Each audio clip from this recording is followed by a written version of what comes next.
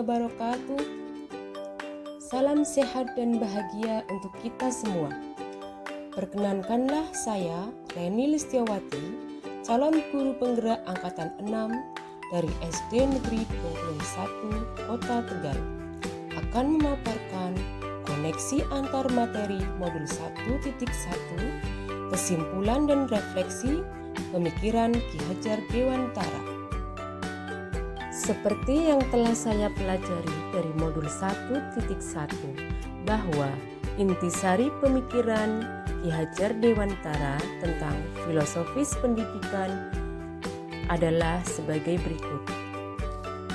Guru menuntun anak sesuai kodrat alam dan kodrat zaman. Pendidikan yang menghamba pada anak.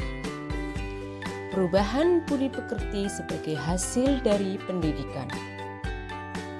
Sebelum memahami filosofis pendidikan Ki Hajar Dewantara, saya berpendapat bahwa murid dan pembelajaran di kelas adalah sebagai berikut.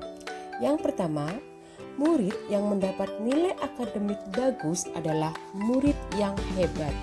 Begitu pula sebaliknya. Di sini saya sering mengesampingkan aspek lainnya. Yang kedua, murid yang tidak patuh wajib diberi hukuman yang keras agar jerah. Sebagai contoh, saya pernah menghukum murid yang datang terlambat dengan berdiri di depan kelas.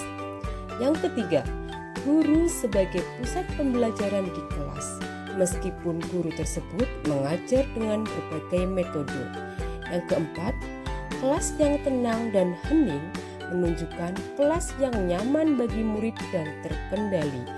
Di sini saya terkadang mengabaikan keinginan dan kebutuhan mereka. Setelah memahami filosofis pendidikan Ki Hajar Dewantara, perubahan pemikiran saya adalah sebagai berikut. Yang pertama, setiap murid istimewa.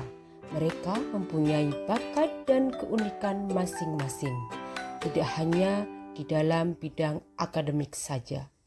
Yang kedua, hukuman kedisiplinan diberikan untuk mendidik murid, bukan menyakiti ataupun menakuti.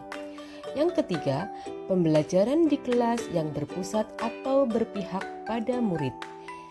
Yang keempat, siswa aktif dan belajar dengan senang hati dengan berbagai metode pembelajaran mengoptimalkan tercapainya tujuan pembelajaran. Berikut adalah hal-hal yang harus segera saya terapkan di kelas agar mencerminkan pemikiran Ki Hajar Dewantara. Yang pertama, saya akan membuat kesepakatan kelas bersama dengan seluruh murid. Yang kedua, saya akan merancang pembelajaran yang berpusat pada murid. Yang ketiga, saya akan melakukan asesmen diagnostik di awal pembelajaran agar saya bisa mengetahui minat, karakteristik, dan bakat siswa-siswa saya. Yang keempat, saya akan menerapkan trilogi pendidikan dalam setiap tugas saya sebagai pendidik. Dan yang kelima, saya akan bekerja sama dengan orang tua dalam membiasakan praktik baik para siswa saya. Kesimpulan, setiap anak istimewa. Anak bukan kertas kosong yang bisa digambar sesuai keinginan orang dewasa.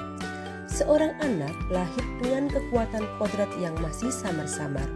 Dan tugas pendidik adalah menebalkan garis samar positif agar dapat memperbaiki lakunya untuk menjadi manusia seutuhnya yang merdeka dan bermanfaat dalam kehidupan. Belajar bukanlah sebuah proses memasukkan pengetahuan ke dalam diri seorang anak, melainkan proses terbentuknya pengetahuan dan terkonstruksinya sebuah pemahaman. Disinilah peran pendidik sangat diperlukan dalam merancang proses belajar murid sesuai dengan kebutuhan murid. Demikianlah pemaparan dari saya tentang koneksi antar materi modul 1.1. Sekian dan terima kasih. Salam guru penggerak. Wassalamualaikum warahmatullahi wabarakatuh.